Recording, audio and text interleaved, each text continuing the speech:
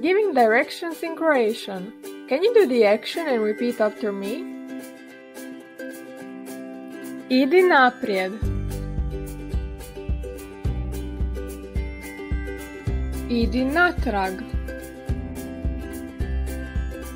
Skači gore dolje.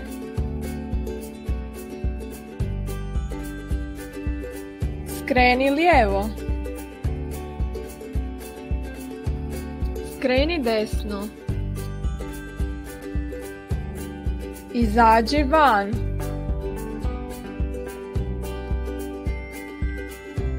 Uđi unutra.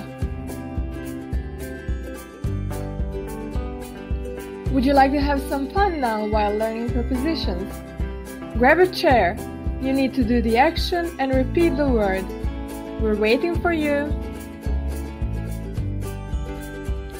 Iza.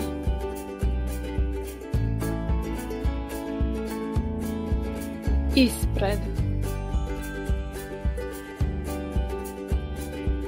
Pokraj.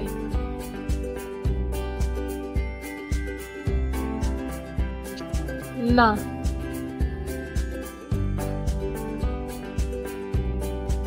Između.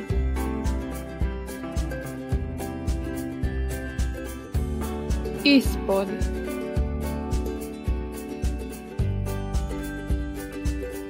That was great! High five!